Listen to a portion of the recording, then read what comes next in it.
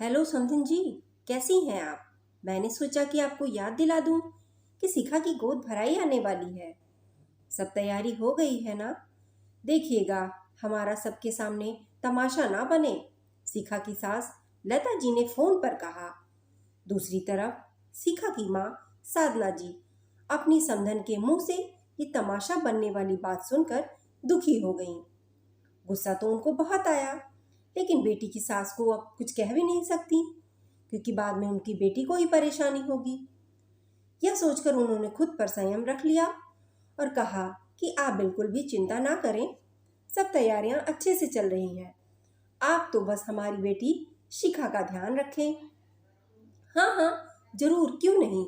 आखिर आपकी बेटी हमारी बहू भी तो है। ये कहकर शिखा की सास ने फोन काट दिया। साधना जी परेशान हो गई, क्योंकि अभी कुछ दिन पहले ही तीज का त्योहार गया था, जिस पर उन्होंने अपनी बेटी के ससुराल वालों के लिए खाने पीने का सामान और कपड़े वगैरह सब भिजवाया था।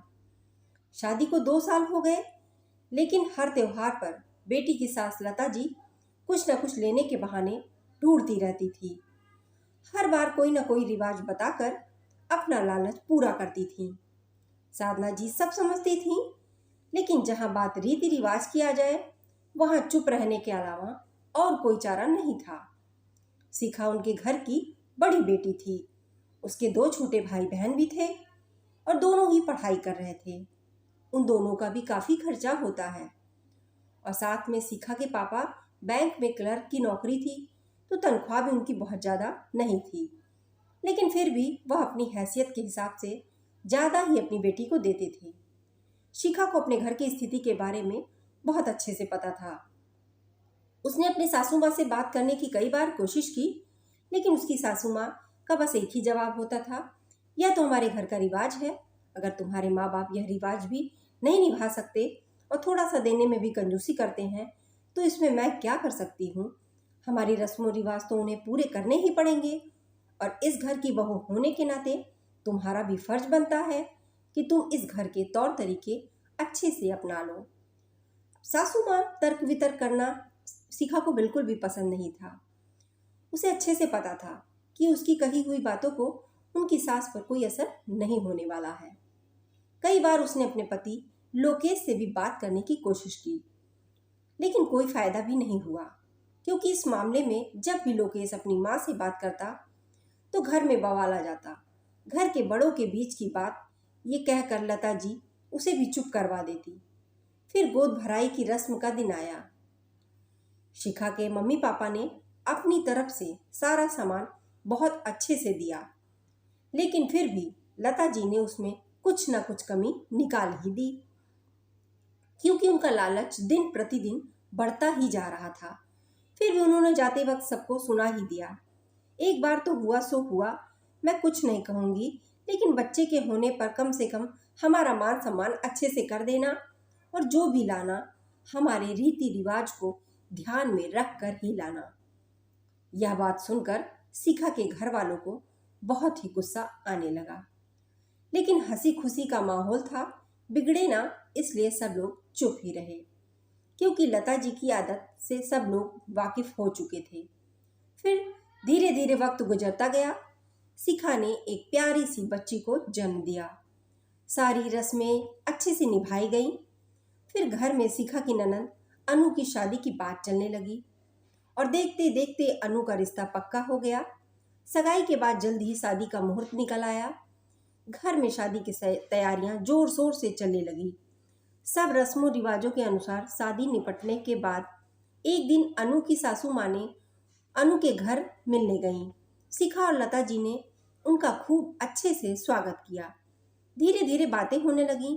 फिर अनु की सासू माँ ने कहना शुरू कर दिया, देखिए समधन जी, शादी का माहौल था, आप लोग भी काफ़ी व्यस्त थे, इसलिए मैंने उस समय कुछ नहीं कहा, लेकिन आपने हमारे रीति रिवाज का बिल्कुल भी सम्मान नहीं किया, और न ही हमारे रहन सहन के हिसाब से लेन देन किया। हमारे सब रिश्तेदारों के सामने आपने हमारी बेइज्जती करवा दी। यह सुनकर लता जी सदमे में आ गई। लेकिन समधन जी, हमने अपनी तरफ से सब कुछ बहुत अच्छे से किया था।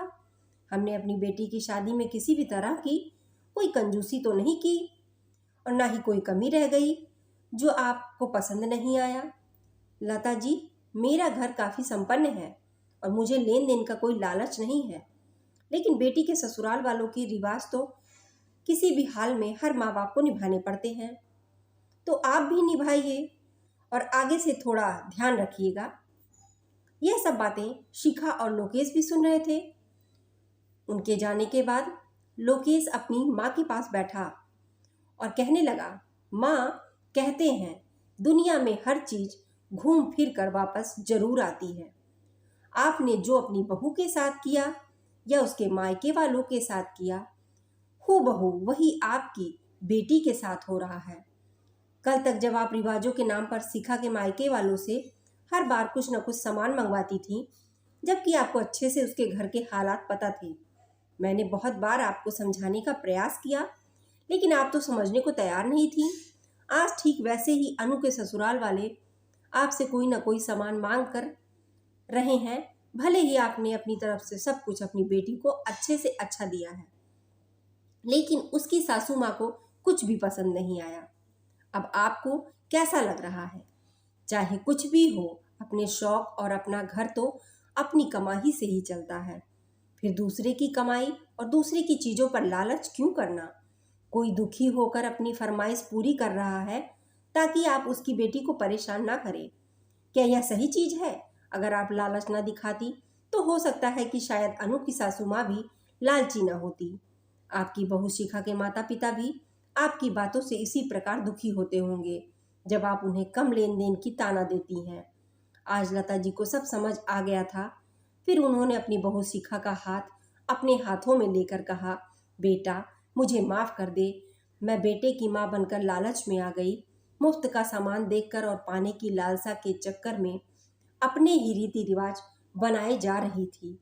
आज मेरे साथ ऐसा हुआ, तब मुझे महसूस हो रहा है कि तुम्हारी माँ पर भी यही सब बीता होगा।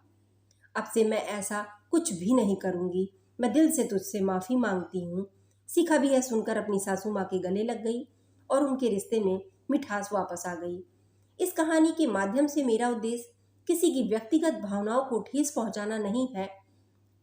कुछ खास बहुत होता है, लेकिन जो लेन देन में कम ही विश्वास रखते हैं।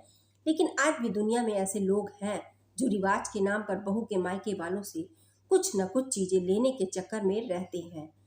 हमें यह समझना चाहिए कि यह रिवाज घर परिवारों के सदस्यों को आपस में करीब लाने के लिए होते हैं, ना कि इन रस्मों के नाम पर दूसरों से कुछ न कुछ पाने की उम्मीद करना। दोस्तों, छोटी सी कहानी आपको कैसी लगी? कमेंट में अपनी राय जरूर शेयर करें। मिलते हैं एक नई कहानी के साथ। धन्यवाद।